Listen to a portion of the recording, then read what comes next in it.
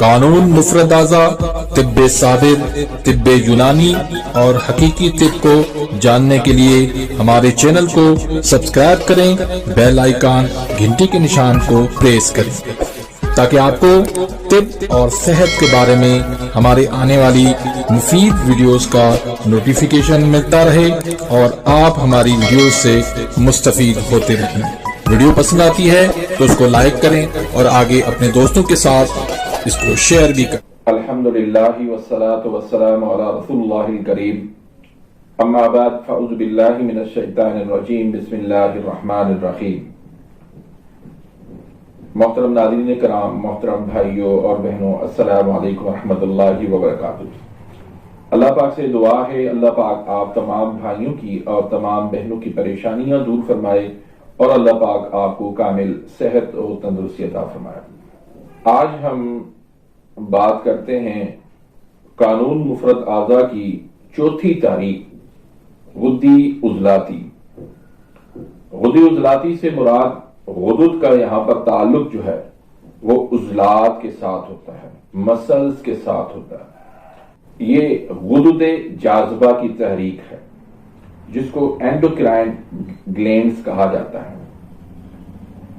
یہ قانون مفرد اعضا کی چوتھی تحریک ہے اور اس تحریک کے اندر گرمی زیادہ ہوتی ہے، حرارت زیادہ ہوتی ہے اور خشکی کم ہوتی ہے۔ تو یہ حرارت کی تحریک کہلاتی ہے۔ اس کے اندر حرارت موجود ہوتی ہے اور زیادہ ہوتی ہے۔ جب یہ تحریک طبعی طور پر معتدل رہے، غیر طبعی نہ بنے، تو یہ سب سے اچھی تحریک کہلاتی ہے، کیونکہ یہ حرارت کی تحریک ہے اور حرارت جو ہے وہ زندگی ہے، ٹھنڈ جو ہے وہ موت ہے۔ جب انسان کے اندر جو ہے حرارت باقی رہتی ہے، اس کی زندگی باقی رہتی ہے۔ جیسے یہ حرارت ختم ہوتی ہے، انسان ٹھنڈا ہو جاتا ہے اور ٹھنڈا ہو کے انسان کی موت واقع ہو جاتی ہے۔ اب آپ دیکھیں مردہ جو ہوتا ہے وہ کیا ہوتا ہے، وہ بالکل ٹھنڈا ہو جاتا ہے۔ آپ کبھی اس کو ہاتھ لگا کے دیکھیں، بالکل ٹھنڈا ہوگا، اس کے اندر کوئی حرارت، کوئی گرمی باقی نہیں ہوگی۔ تو اس لیے حرارت جو ہے اس کو طب کے اندر ترجیح دی جاتی ہے۔ اس کو ایسا سمجھے کہ مرکز تصور کیا جاتا ہے۔ آپ دیکھیں جن لوگوں کی غدی عضلاتی تحریک بن جائے وہ لوگ جو ہے وہ بڑے لمبے ٹائم تک زندہ رہتے ہیں، بڑی ان کی لمبی زندگی ہوتی ہے، کیونکہ حرارت جو ہے وہ زندگی ہے۔ اب یہ تحریک جو ہے اس کے اندر حرارت ہوتی ہے، کیفیات میں ارکان جو ہم نے پڑھے تھے اس میں جو تیسرا رکن تھا وہ تھا آگ۔ تو آگ جو ہے وہ ہمیں دو کیفیات دیتی ہے، ایک حرارت دیتی ہے اور ایک روشنی دیتی ہے۔ تو یہ جو تحریک ہے یہ حرارت کی تحریک ہے۔ آگے جو تحریک آئے گی غدی اعصابی، اس کے اندر روشنی ہے۔ تو حرارت جو ہے، جو گرمی ہے، اس کا فطری جو علاج ہے وہ ٹھنڈ ہے، وہ سردی ہے۔ ابھی گرمیوں کا موسم آ رہا ہے، تو گرمیوں کے موسم میں آپ کیا کرتے ہیں؟ کس طرح آپ گرمی کو ختم کرتے ہیں؟ آپ ٹھنڈے مشروبات پیتے ہیں، آپ ٹھنڈی غذائیں استعمال کرتے ہیں، آپ ٹھنڈے کپڑے پہنتے ہیں، آپ اے سی کو آن کرتے ہیں، آپ فین کو آن کرتے ہیں، آپ پانی کے اندر بیٹھتے ہیں، نہاتے ہیں۔ تو یہ کیا ہے؟ ایک فطری چیز ہے۔ گرمی کا آپ جو ہے علاج سردی سے کر رہے ہوتے ہیں۔ اور اللہ کے نبی صلی اللہ علیہ وآلہ وسلم نے فرمایا کہ ہم کھجور کی گرمی کا علاج ہم تربوز کی سردی سے کرتے ہیں. تو اسی طریقے سے تربوز کی سردی کا علاج کھجور کی گرمی سے. یہ ایک فطرت ہے، فطری چیز ہے، اس سے کوئی بھی انکار نہیں کر سکتا. تو گرمی کا علاج جو ہے وہ سردی سے ہوگا. یہ قانون فطرت میں نے آپ کے سامنے بیان کر دیا. اب قانون مفرد اعضاء کیا ہے کہ یہ جو ہے جگر کی کیمیائی تحریک ہے، غدی عضلاتی.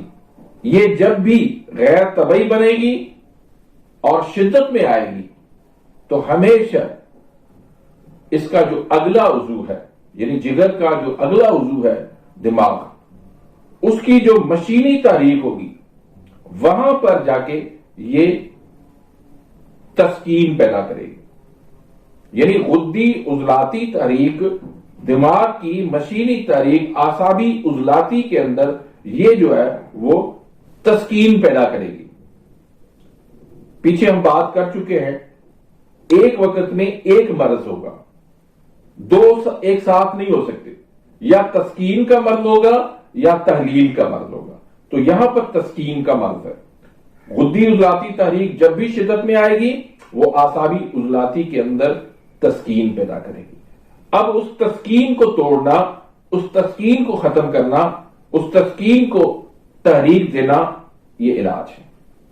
تو غدی عضلاتی تحریک 4 نمبر تحریک، اس کا علاج 1 نمبر کا ہوگا. یہ فطری چیز ہے. لیکن ایک بات خیال رکھیں کہ غدی عضلاتی تحریک بہت کم لوگوں میں ہوتی ہے، بہت ہی کم لوگوں میں.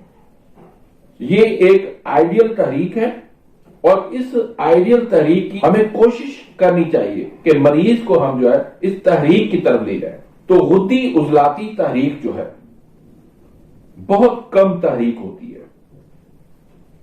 اب جو ہمارے معاشرے کے اندر ہمارے اتباع جو ہے، ہمارے حکماء، وہ زیادہ تر جو تشخیص کرتے ہیں اسی تحریک کی کرتے ہیں. ہمیں غدی عضلاتی تحریک ملتی نہیں اور ان کو جو ہے غدی عضلاتی تحریک کے علاوہ کوئی دوسری تحریک ملتی نہیں ہے. وہ غلط تشخیص ہے. جب بھی آپ تشخیص غدی عضلاتی کی کرتے ہیں تو آپ کی تشخیص جو ہے اس کو 100 مرتبہ آپ اس کو سوچیں کہ کہیں میں غلطی تو نہیں کر رہا. مریض کی نبض دیکھیں، مریض کا قارورہ دیکھیں، مریض کی علامات دیکھیں. اکثر جو ہے ہم اس میں غلطی کر جاتے ہیں، اس وجہ سے پھر مریض کا بہت زیادہ نقصان ہم کر بیٹھتے ہیں. تو غدی عضلاتی تحریک جو ہے وہ بہت کم ہوتی ہے. اس کی تشخیص کرتے وقت بہت احتیاط کرنی چاہیے. تو اس کا قارورہ جو کلر ہوتا ہے وہ سرخی اور سیاہی اس کے اندر کم ہوتی ہے اور زردی جو ہے اس کے اندر شامل ہوتی ہے. لیکن یہ بھی جو ہے وہ ہر مریض کا قارورہ مختلف ہو سکتا ہے، پرفیکٹ نہیں ہے.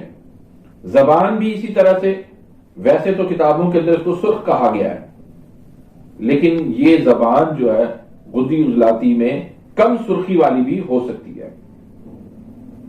باقی نبض جو ہے اس کی رائٹ سائڈ کی نبض دیکھیں، 4 انگل رکھیں.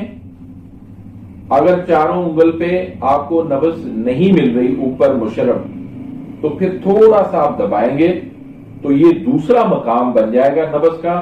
یہاں پر آپ کو یہ غدی عضلاتی نبض ملے گی اور 3 انگل پر یہ آپ کو ملے گی دوسرے مقام پر. تو اس کو غدی عضلاتی تحریک کہیں گے. اس مزاج کی جو غذائیں ہوتی ہیں ان میں انڈا جو ہے بوائل، کالے چنے شوربے والے، کھجور ہے، شہد ہے، دیسی مرغی ہے، بکرے کی کلیجی ہے، سرسوں کا ساگ ہے. اس طرح کی غذائیں جو ہے وہ اس مزاج کی ہوتی ہیں، اس تحریک کی ہوتی ہیں.